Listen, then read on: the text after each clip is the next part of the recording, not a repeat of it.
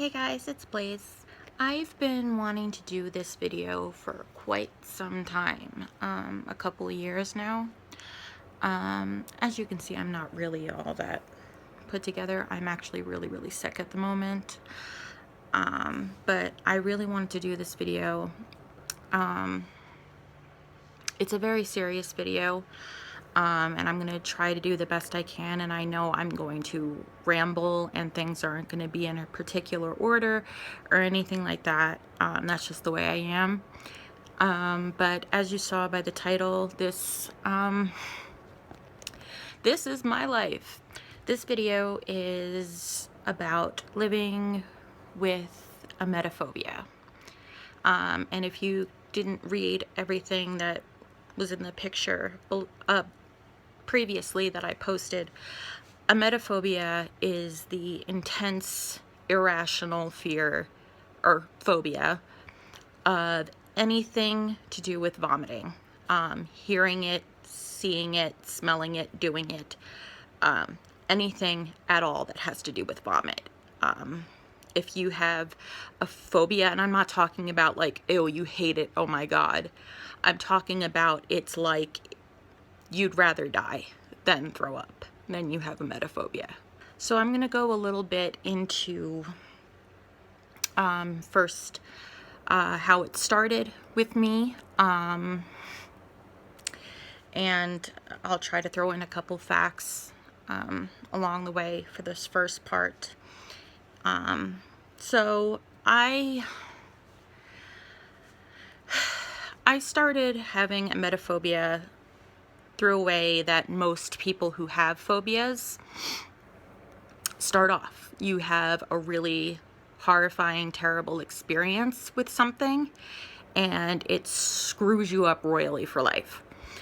So you have to remember that just because emetophobia is not the most common phobia there is, it is actually very common, more common than you think.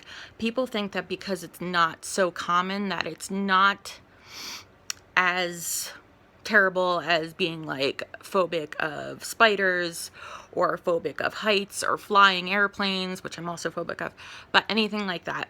I was watching a young girl, I forgot what her YouTube name was, but she actually has emetophobia as well, and she spoke very well about it for being such a young girl and only having it for a short amount of time. She spoke very well, and she made a good point, and I've said this before, that if you have a fear of heights, you can control not going up to high places. You can choose whether or not you're going to go up to high places most of the time. With emetophobia, you can't stop throwing up. Like, you cannot stop the act because it's only natural.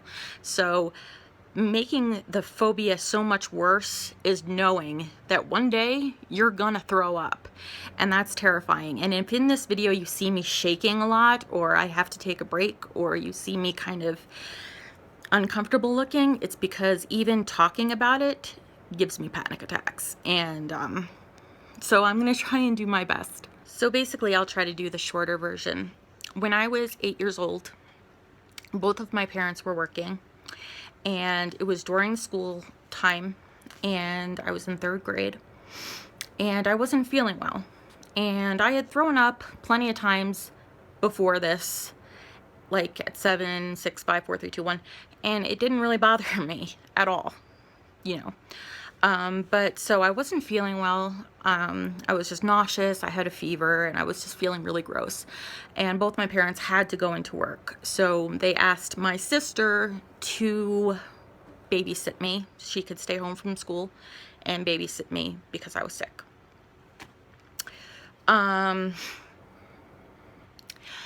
During that period where she was babysitting me, I started to violently, and I mean violently, throw up.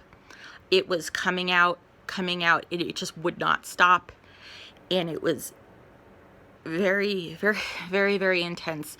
And once my sister saw me start throwing up, she ran up the stairs and jumped into the shower because, incidentally, she has emetophobia as well.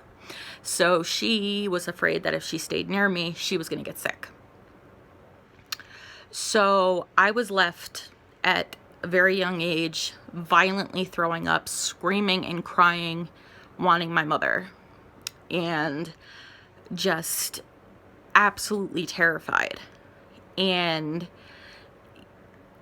since that day, from 8 years old till now, 27 currently, and probably for the rest of my life, I've had the extreme phobia of vomiting. When I say extreme phobia, I mean this fear, this phobia controls my life. I can deal with all the physical and chronic pain illnesses that I have. They suck. Nothing is worse than this kind of illness.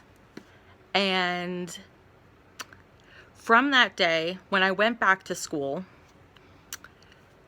I remember sitting in my desk, and we'd be having, doing our work in class, and when the teacher was talking or wasn't talking, we'd be, whatever, sitting in class. And I remember sitting there shaking from head to toe, frozen, and absolutely petrified.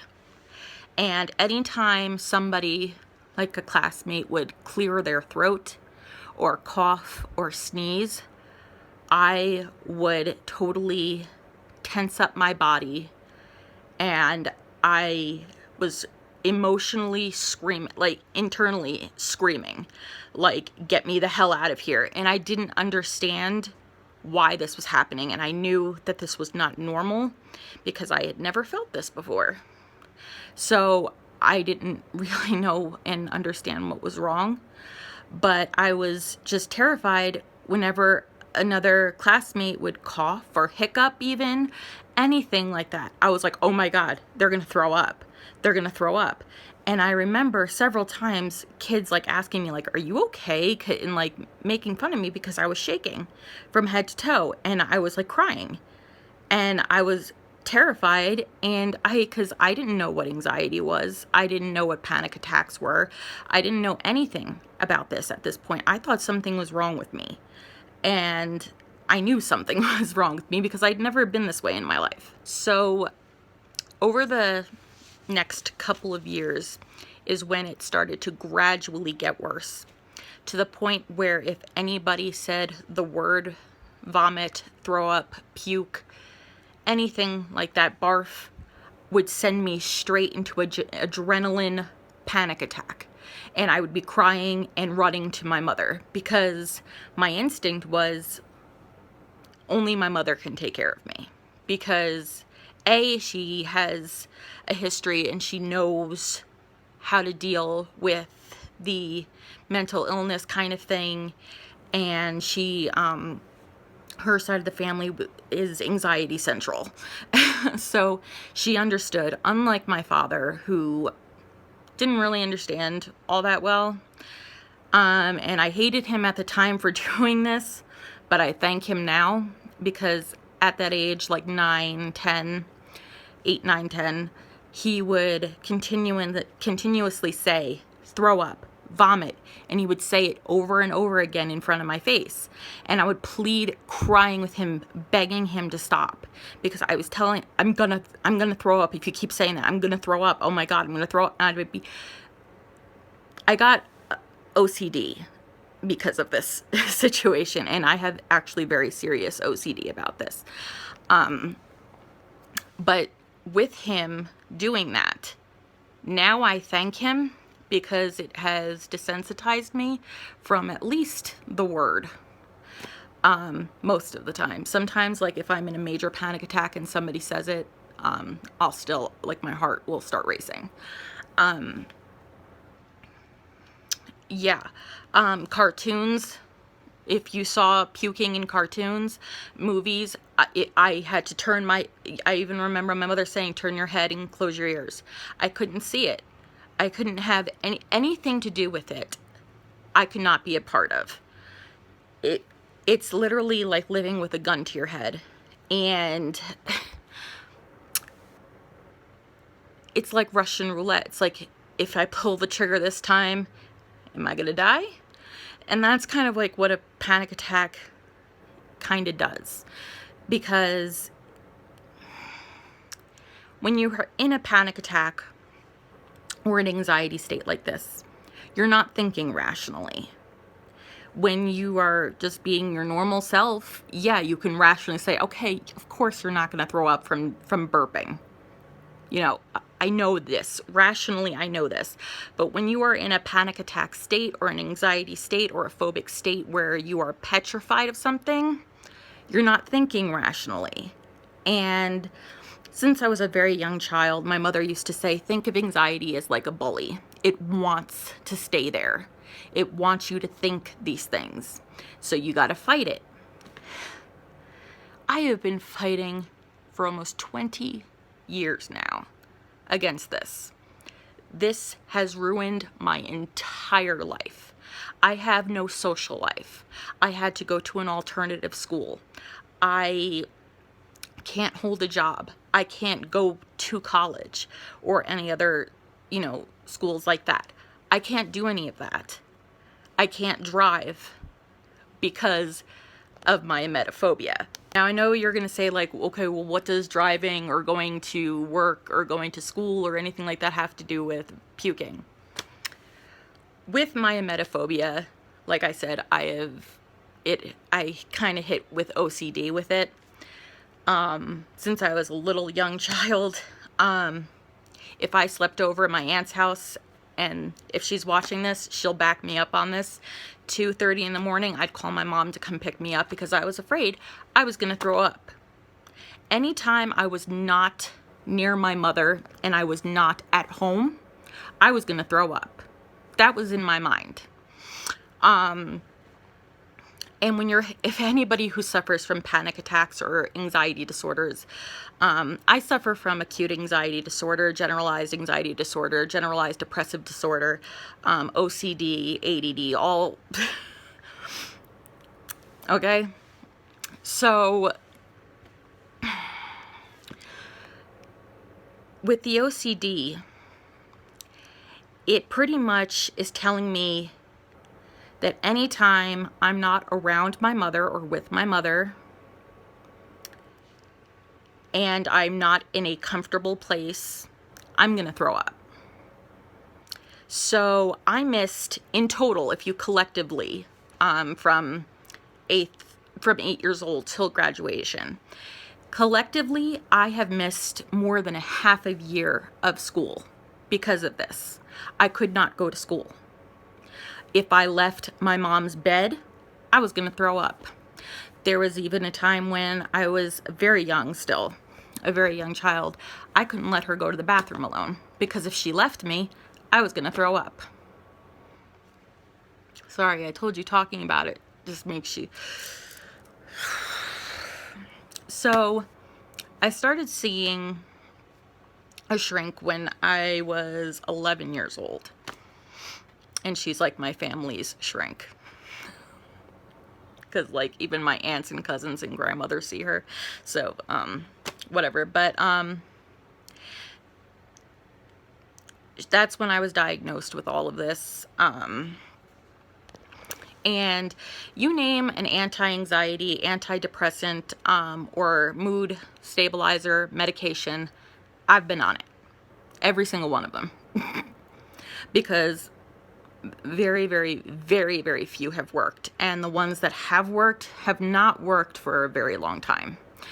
So, I mean, the longest one that still works is Xanax, I guess. And Klonopin works once in a while,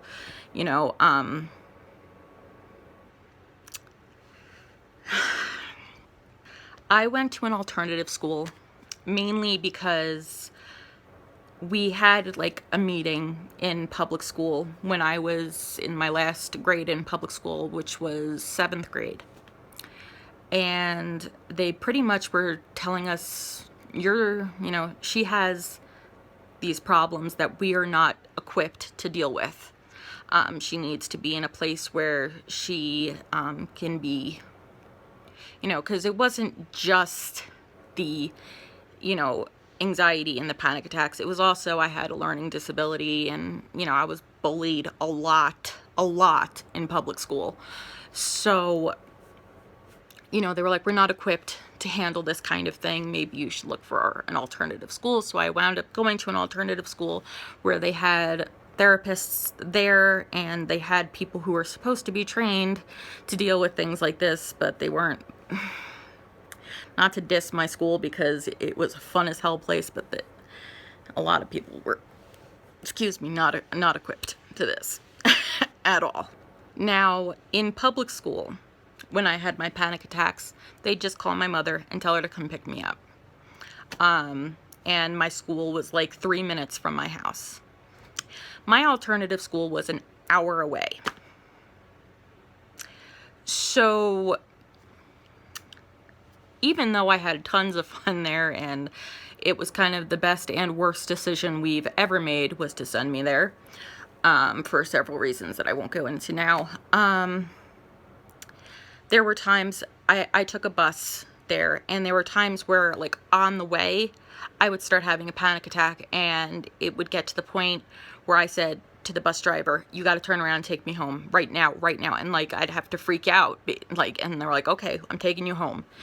And what happens when you have panic attacks, when you're in places that aren't your house, when you're outside, public, whatever, you kind of get PTSD from it. It's kind of like, if I go there again, I'm gonna throw up.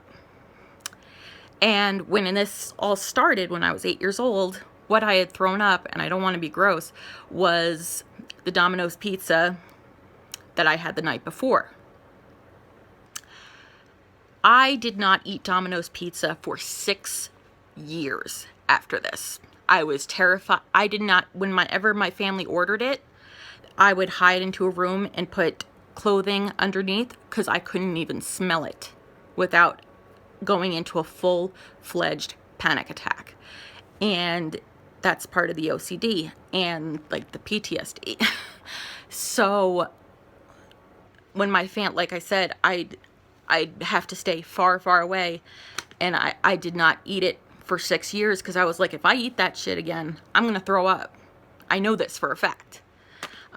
Obviously not true, but the irrational phobia part of your brain, that's what's telling you is gonna happen.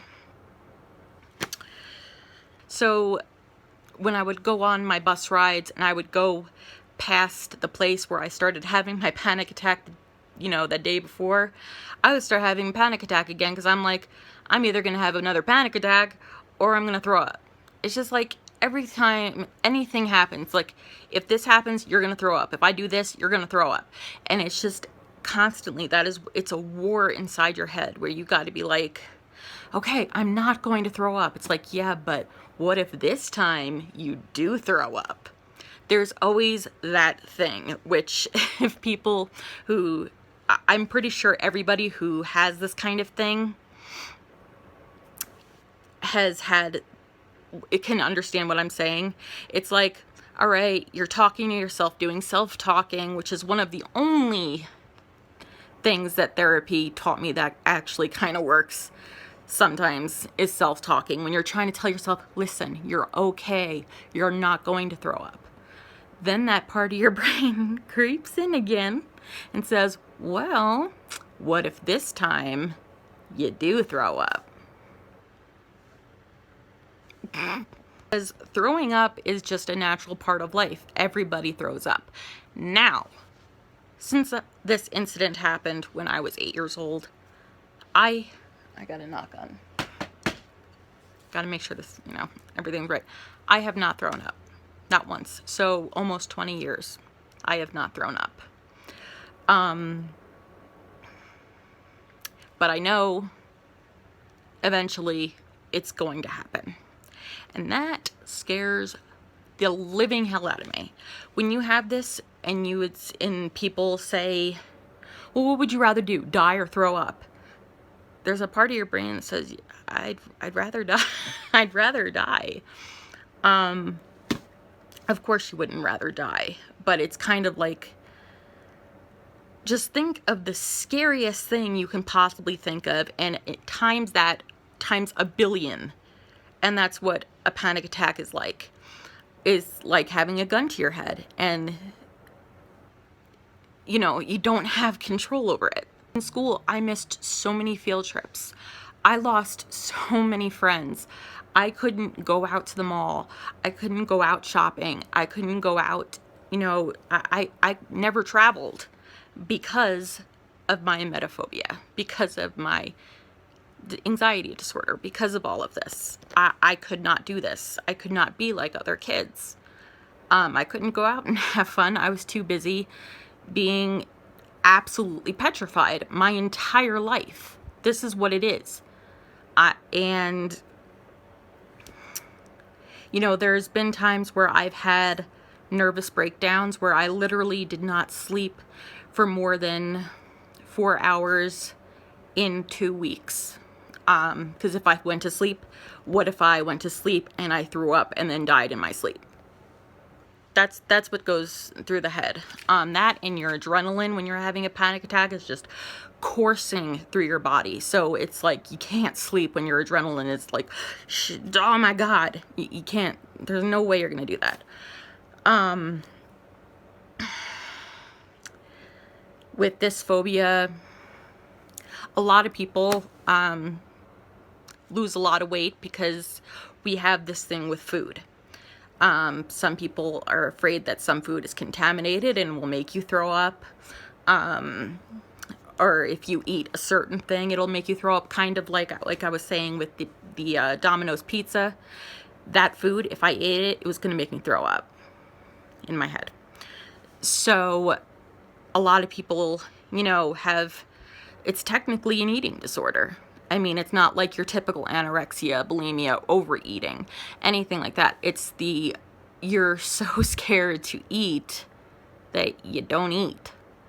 And the most recent heavy nervous breakdown that I had was in 2011. Exactly 2011, around this year. Where I had to be in my room with my window open. I had to be sitting next to my window, and there were 4 movies that could be playing on my TV, and that was it. I couldn't have anything else playing on my TV. My father's coffee in the morning, when I'd smell it, I'd have to put stuff under the door so I couldn't smell it. I couldn't talk to anybody. I barely texted people. I didn't go on Facebook. I didn't even watch the TV. I just had to have it in the background. And basically, I ate, I think, a total of 5 saltine crackers within 3 weeks. And that was only because I had to force very little, tiny little bites in at a time so I would not die. And of course, my drink, since I was a kid, that's my comfort drink, is blue Gatorade. So I think I had some of those too, because I had to have some kind of sugar in me, or I was going to be, you know, in a hospital in a feeding tube. So see, there's this vicious cycle that I live with, and that everybody who has this phobia, which is a lot of more people than you actually realize, there is a vicious cycle. You feel sick, you start to have anxiety. You start to have anxiety, you get sick. You get sick, you have anxiety. You have anxiety, you get sick. So people with emetophobia, if we feel nauseated at all, or if we have a fever, even if it's just like a cold and you have a fever from that, we start freaking the hell out. So any type of nausea we cannot deal with. It can't happen. And we start panicking because we're like, oh my God, I'm nauseous, I'm gonna throw up. So that's oh my God, it's just, I literally would take, I'll keep every single physical illness that I have, chronic physical pain illnesses that I have, take away my anxiety. Just even just a little bit, just a little bit. They told me when I was 8 years old, this too shall pass. This is not going to last forever. You're going to get through this. It's just a phase you're having. For 20 years and going, I don't think it's much of a phase. Because of this, a lot of people ask me, why don't you smile more? And ready to keep me company. Usually my excuse is, I'm like Wednesday Addams. I don't smile, and when I do, it's creepy, which is true. But mainly, it's because I hate my teeth. And you're going to be saying, okay, why the hell is this bitch talking about her teeth?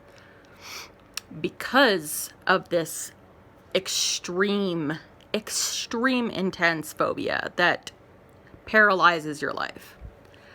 I have a thing where I now have a tooth disease called enamel dysplasia, for the fact that when I have panic attacks or anxiety, without me realizing it, it's a totally like unaware type thing. I don't notice that I'm doing it. I have this thing, nervous, I guess you'll call it a nervous tic, where I clench my jaw shut completely, or I grind my teeth. I also do this in my sleep constantly. So this is actually given me this phobia, which is, you know, they say is all in your head, is actually given me physical problems. I have the teeth. I just, you know, I'm phobic of the dentist because of this. I'm phobic to lay back and have anybody put things in my mouth like that, or because I'll gag and I'll throw up. So that's why I'm phobic of the dentist. But I recently went to get a consult, and this new dentist was actually very shocked and was like, your teeth are like the size of baby teeth. You have very, very small teeth. And she's like, you grind your teeth a lot, don't you? And I was like, yes, I do. And all the dentists I've ever been to have said, your teeth are mad small. Like, they're not supposed to be this small. And also because, like, I've had four teeth pulled. None of them were because of hygiene or, you know, cavities, decay, anything like that. They were all because of the problems I have when I clench my jaw and grind my teeth, that they have screwed up the nerves so bad that they've had to pull my teeth. Now, one or two of them probably could have been saved if I did not have the phobia of the dentist. But I was so phobic that I'm like, just rip it out and get me out of here, because I'd rather lose teeth than sit there for a half an hour laying back while having the dentist in my mouth and making me gag. I cannot go out to eat at restaurants. I cannot eat in front of people, including my own family members. I can't eat in front of people because I have the phobia now of choking, which stems back to my emetophobia. And I'm afraid if I eat out in public or if I eat in front of people, I'm going to choke or throw up, or choke and then cause me to throw up. So this is, I mean, this has ruined relationships for me because people don't quite understand, and people, you know, and understandably, they get a little sick and tired of it, of the excuses. If we've ever had plans to hang out and I've given you an excuse why I can't, 95% of the time that I can't is because of this, and I give you a different excuse. But I give you a different excuse because I'm so embarrassed about this, and I have lost so many friends who are just like, you know what, this is pathetic, this is enough, I can't deal with this anymore, you know, this, you're crazy. And I'm not crazy. I have an illness and a phobia that has controlled my entire life since I was 8 years old. And I would much rather, like I said, deal with any physical problems, deal with my depression, than have an anxiety disorder. It is the worst kind of thing you can suffer from.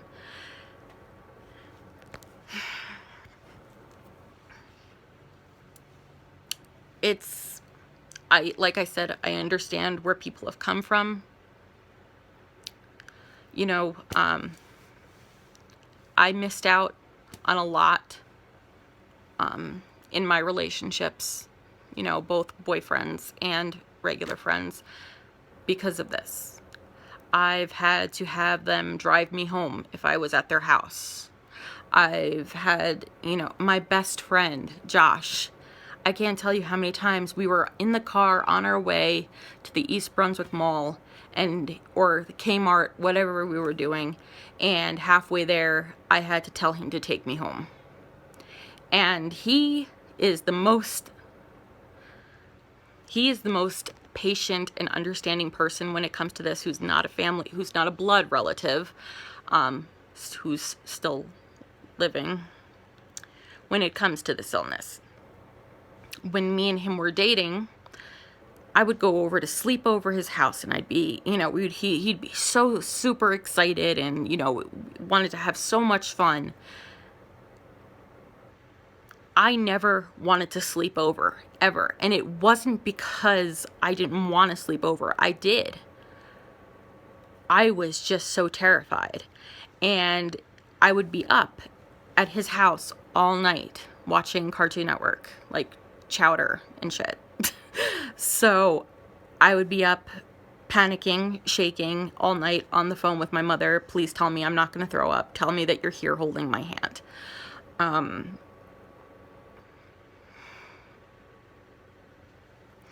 And like, he lived like a half hour away from me, and like at like 4:45 in the morning, I'd have to force him to wake up out of a deep, deep sleep, begging him, crying to take me home.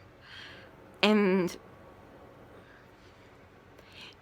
that was horribly embarrassing, especially when we had just first, you know, met and first started dating. But he turned out to be so amazing with it that I just couldn't believe it.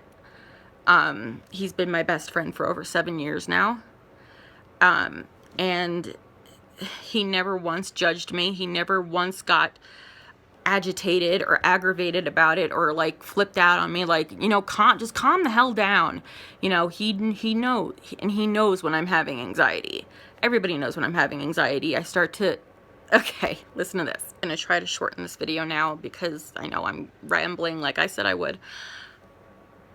Kids who went to JFK Elementary School with me, they gave us VHS tapes of our graduation from 7th grade. No, sorry, 6th grade. If you have a VHS player and still have that VHS, you will notice I am the only kid, and even because my parents recorded on their own separate recorder video camera thing, every other kid is there smiling or, you know, bored or, you know, just sitting there normally. I am sitting there picking at my lip or biting my inner cheek and grinding my teeth like this, which is the nervous tic that I have. I am shaking. I am doing things with my hands. You can just tell I am having the flat out panic attack. And I remember being there and just saying, okay, I need this to be over now. I need this to be over now. I need this to be over. And I just was so petrified to be there and not being able to do anything. And this was the life I was living. And this is the life I'm still living. Also, to go along with physical problems that have come, you know, across with this, like I said, with picking my lip, there have been, I believe, 4 different occasions where I've actually had infections on my lip because I've picked them so much because of my anxiety in it, be that being another nervous habit that I have when I'm having anxiety, that my parents have to, or my friends, whatever, have to constantly say, Kaylee, stop picking at it. I've gotten infections and had to take antibiotics for it because I've bloodied and picked them to death. And so, like, that's terrible. There, you know, when I'm having these panic attacks, when I have panic attacks or any type of anxiety, everything in my body clenches up as tight as possible. You sweating profusely, just thinking, it's like you're going down on a plane and you know you're going down and you don't know whether you're going to survive or not. But you are pretty much assuming the worst and that you're going to die. And that's kind of what living with panic attacks is like. Like I said, I'm on permanent disability because I cannot have a job. I cannot go to school because of any of this. I've had jobs, all which I've had to quit because of this. I've been accepted to colleges, but I couldn't go because of this.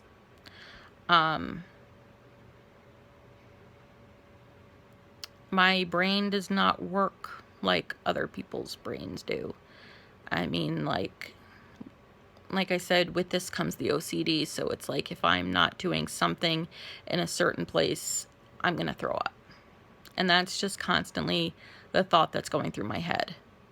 If you do this, you're going to throw up. If you eat that, you're going to throw up. If you see with the nervousness, with me clenching my jaw and grinding my teeth, I'd clench my jaw because in the phobia part of my head is the illogical thinking that if I clench my jaw shut, I can't throw up. No vomit can come out. I know it sounds like really ridiculous and really stupid, but that's because it's the irrational part and the phobia part, and it's not rational. Of course, it sounds stupid, but when you're in that state of mind, that's all you can think of. It's like, okay, clench your jaw so no vomit comes out.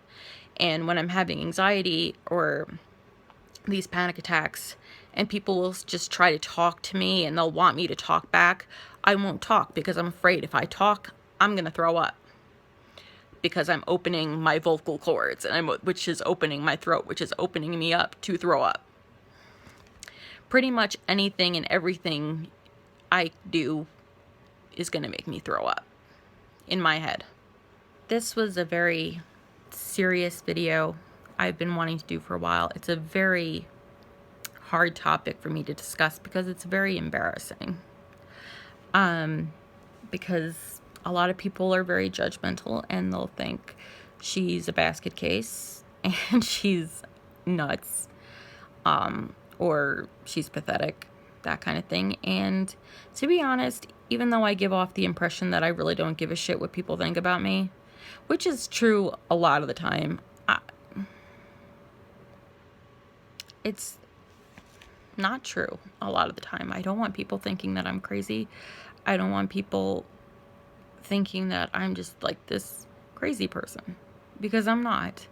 I have an illness and you might not understand it, but I'm not the only person in the world who suffers from this. There's actually a lot more of us than you think.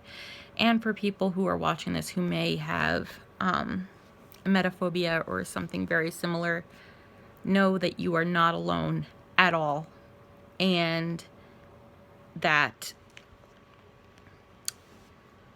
what you're thinking, even though it is irrational and it isn't normal, it's okay, because other people have that same problem and think that same way.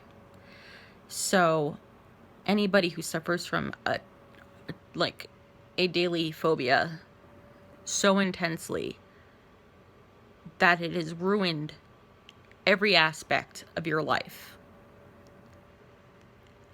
I want you just to take into account you are not alone at all.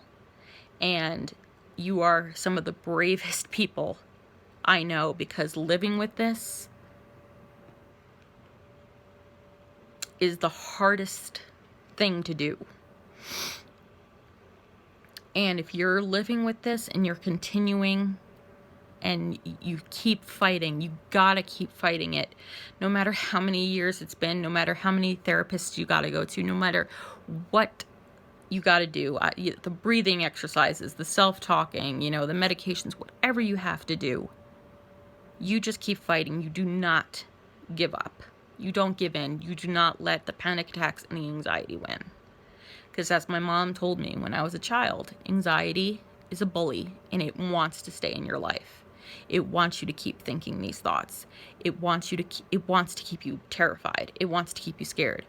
Don't let it. You don't let the bullies win. So you are not alone. And right now I am embracing you and hugging you, unless you don't want me to, and then I'll back off if that makes you more anxious, because that actually does with me. A lot of people, when I'm having anxiety attacks or panic attacks, will want to hug me, and I'll just want them to back the hell off, because if somebody touches me, I'm gonna throw up. And I need, like, air to breathe. So, keep fighting. Stay strong, because like I said, anybody who suffers like this kind of thing is like the strongest person, the strongest people on the planet. Just imagine living every single day with a gun to your head, not knowing if it's going to go off today or not. That's what living with this is like. So I'm going to end this video now, because I think this is pretty much all I wanted to really say. It probably not. I'm probably going to think of a million things in a minute and be like, oh my God, I forgot to say it. But, so I'm going to end this by saying, you know, whatever. If you have any questions or comments, please leave them below, unless they are nasty, which, of course, like I always said, you'll be reported. And plus, why the hell would you want to bully somebody who's being constantly bullied every minute of the day forever? You'd be a prick. I'm sorry, but you would be. And see, this is what I mean. My teeth are like Kirsten Dunst, kind of less than hers. And that's why they're also discolored. It is not because of anything, like I said, decay-wise. It's because the nerves in my teeth or under my teeth or something have been screwed up so bad that they've turned my teeth, some of my teeth, a different color. This is why I don't like showing my teeth. I'm very, very, very, very self-conscious about it. It's really bad. So, like I said, any questions or comments, please leave them below. Follow me on Instagram. It's .blaize. I'll leave my name in the description box below.